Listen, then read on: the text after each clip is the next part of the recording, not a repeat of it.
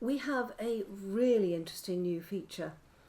It's to do with the map, and we know that we've got some waypoints already programmed, such as traders, copper, etc. But we're now able to create our own sort of waypoint icons.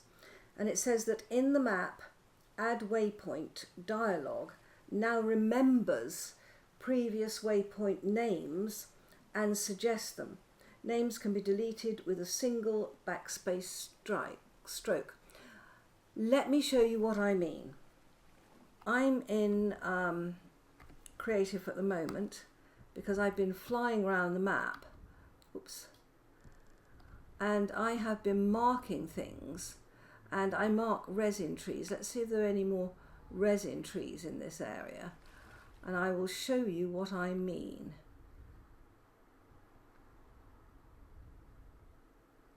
Yeah, I've been trying it out. Here you are, look, resin tree, right? So what you do is you press the map symbol, right click on there as usual, then I use this sort of conical tree with lurid pink for resin. Can you see the name comes up? You don't have to type it. Once you have put in your preferred symbol, you don't have to type the name. And that means that for the rest of the game, the hours we're going to save in typing is going to be just fantastic.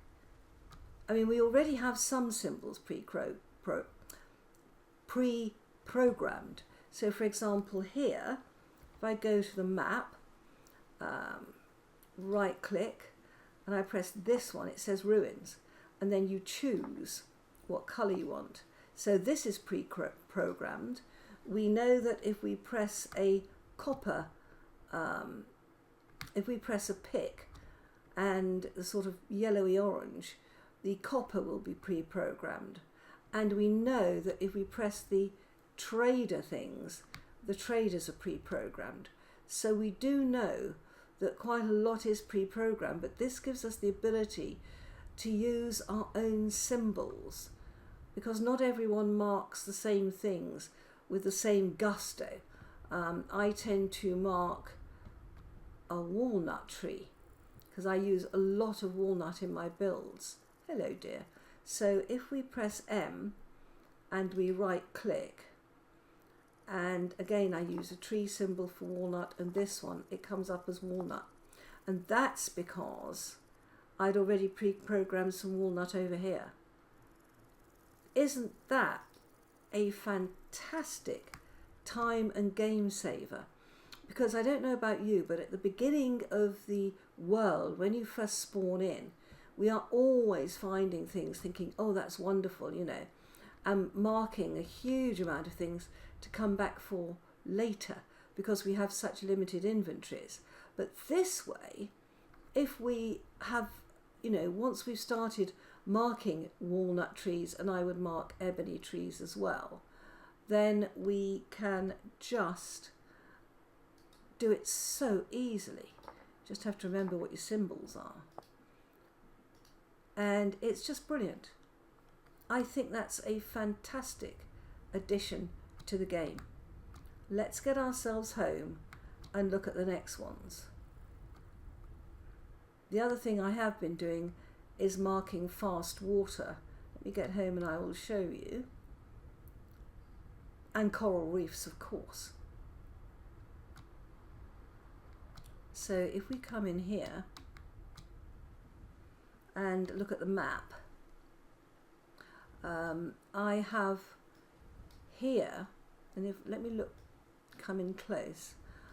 I didn't actually need to mark this super fast water, because can you see the difference? This is all this darkish blue-green colour, whereas the really fast water is this much lighter colour and this much lighter colour. So in fact, you can almost spot the fast water by its colour. So looking closely, that looks like fast water, that looks like normal water, that looks like fast water, this looks like normal water. This is what I am learning as I am going along. All sorts of things like that. But I think that's a fantastic thing. I've also been marking coral reefs, and again, if I put in the symbols I use for coral reefs, which are these pink things, that's my symbol for a coral reef. Put it in here, it comes up as coral reef. Just fantastic. I mean, that is such a time saver for me. Such a time saver. I love that addition. Now, I've been told that we can now interact with liquid containers on a shelf. So let me just get some liquid into this jug. Now, which way around does it go? If I take a bowl, oh, look! You don't have to move it, you can interact with it. That's great. So we can now interact with liquid containers that are on a shelf.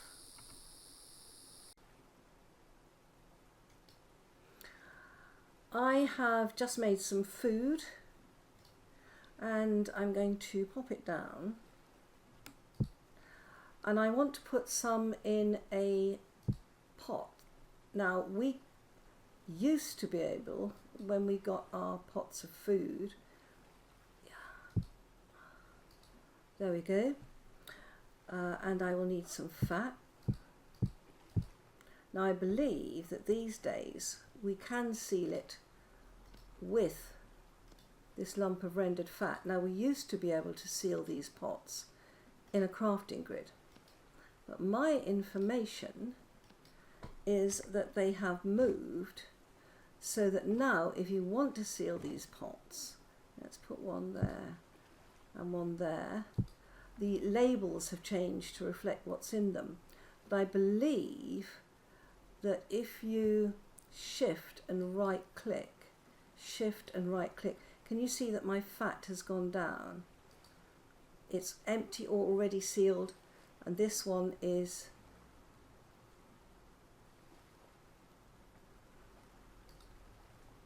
empty or already sealed. So those are both sealed. So now we don't seal these in a crafting grid anymore. We seal them when they're on the ground. So I tell you, everything is moving so that we don't craft it in a grid. We sort of, squat by our fire and craft it on the ground. I just wonder whether I could put it on a table and craft it. Something to be thought about. So let's pop all this down again. And then I will see you in a moment.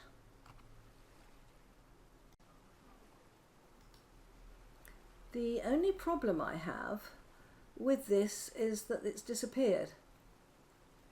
It still thinks that it's got a black ceramic crock and a grey ceramic crock with rice porridge and mashed turnip, which is correct. But it doesn't show me it's there, so it sort of disappears. I turned around to move my firewood, came back and they disappeared. Can I pick them up?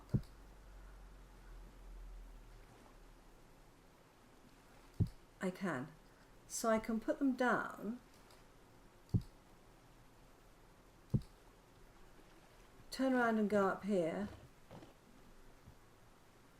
They're still there. Huh. That was weird. Why did they disappear? Oh well.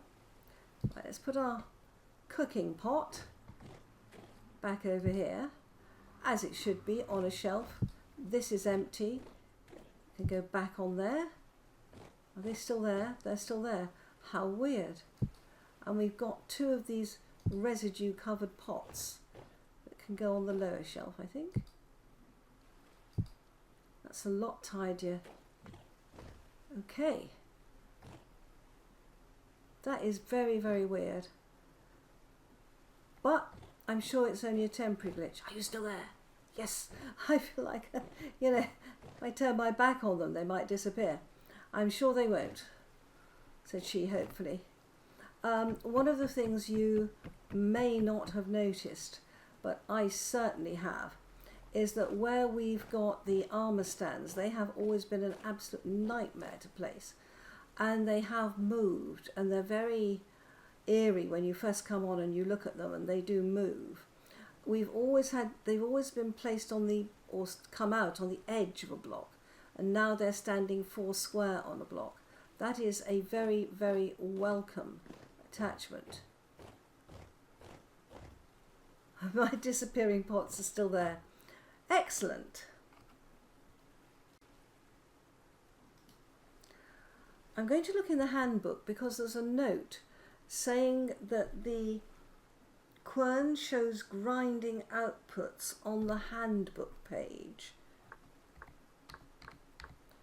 So if we look at a basalt quern, oh, I suppose it means this. I didn't notice these weren't there before, but it shows you what you can grind. Flour, yes. Powdered charcoal, powdered borax. Oh, I see. So any quern will grind these. It just goes through the list of what it will grind. That's fine. Absolutely fine. Okay, I think it's a small change. I hadn't noticed it was missing, which is a plus. Okay, I am deep underground. I am in a room and I want to test something out. Let me put a lantern up there.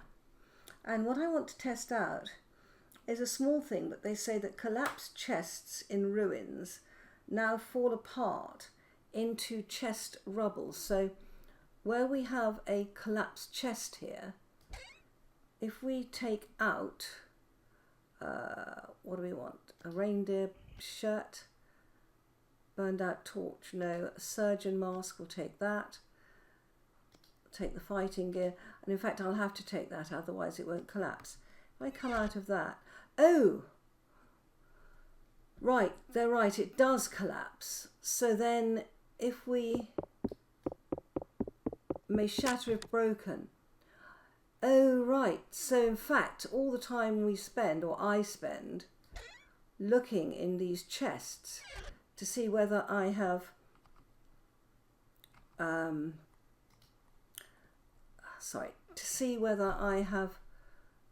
yeah, see, it's already gone.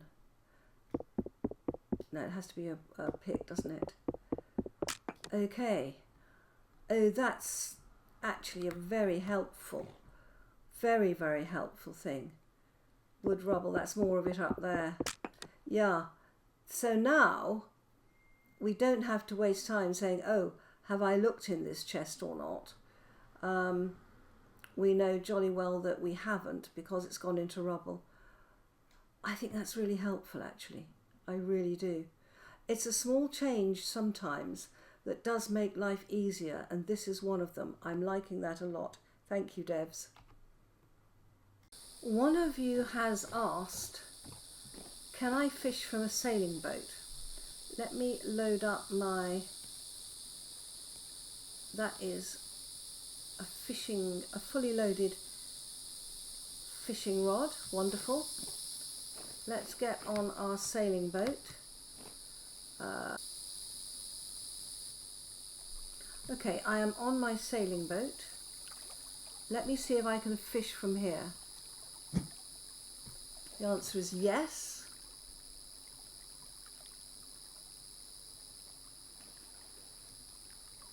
Oh my word! A dead mackerel. Fantastic. Let me load my worm up again.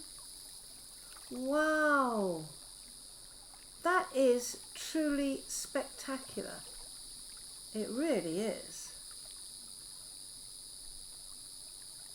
Wow, let me furl the sail again. My word. So we can fish from the back seat of a sailing boat. I think that's fantastic. Thank you for asking. And I am delighted with that. Let's use the last of my dead worms. Not that I'm enjoying fishing. I wonder if I can fish from this high up.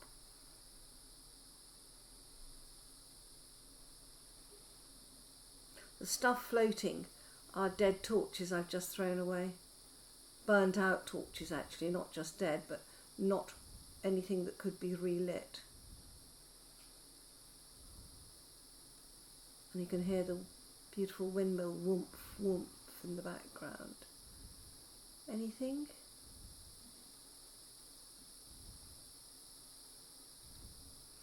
Maybe the height stops me from catching anything. Oh, how nice. Look at this. The sunlight glinting off the water. I may be a bit too high. I'm not sure whether a height restriction applies in fishing. Clearly not. Wow!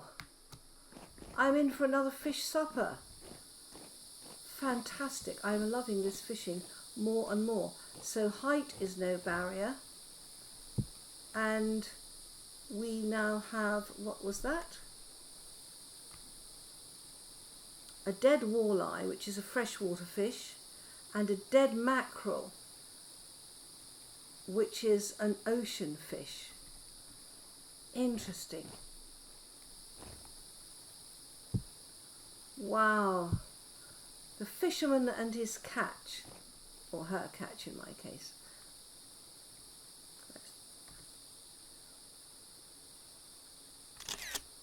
Well, my friends, I have put the stuff I found, the mask, and this astonishing shirt I found. I put these on the mannequin, and that looks truly eerie with the raccoon hat, but so much better than just putting them in a chest.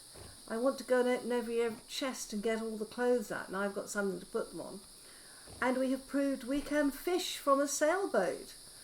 I'm loving all this, aren't you? This update is only at pre.3. What on earth are we going to get next? That's fantastic. If you've enjoyed this, leave a like, and I hope I see you in the next episode. Bye bye, my friends.